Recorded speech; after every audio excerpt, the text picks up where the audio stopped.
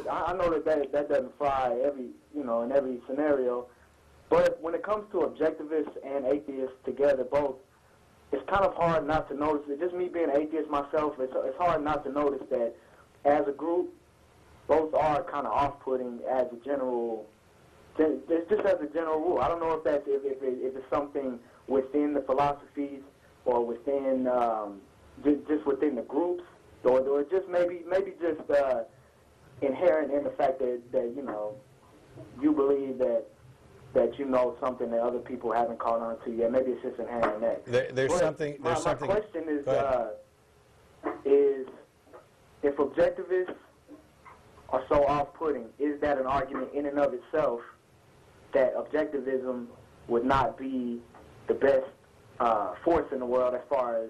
No, and I'm trying not to focus on objectivists just being annoying. I'm trying to focus on what Rand actually said and thought. And, so the answer is no. Work. The answer to that is no, but also to talk a little bit about, potentially off-putting. You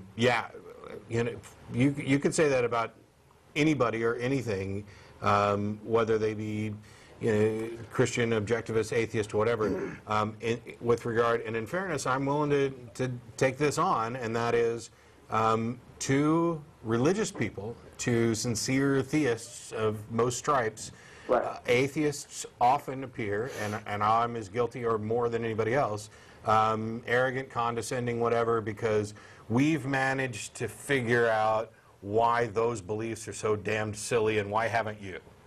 I know I've put it in those kind of terms before.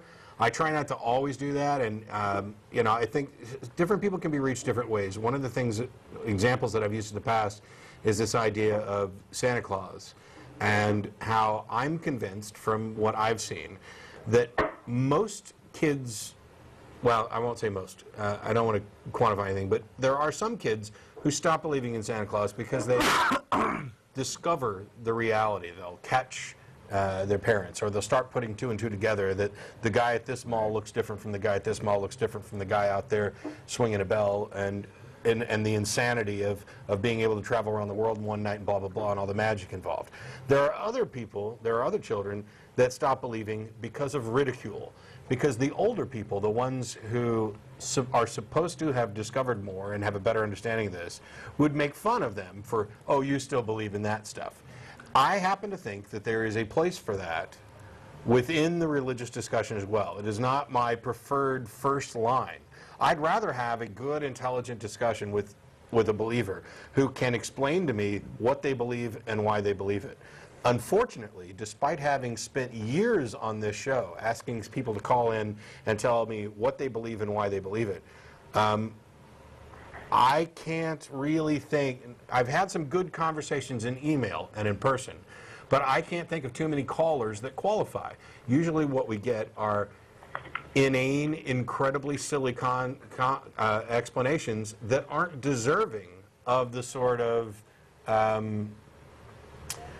equitable response of, oh, okay, I see why you would do that. They are deserving of ridicule because they are ridiculous. And that's because of the medium that you're presenting it in, is a TV show, so obviously you're going to get the people who, that may be the case, and definitely I've had better emails, better intellectual emails than calls.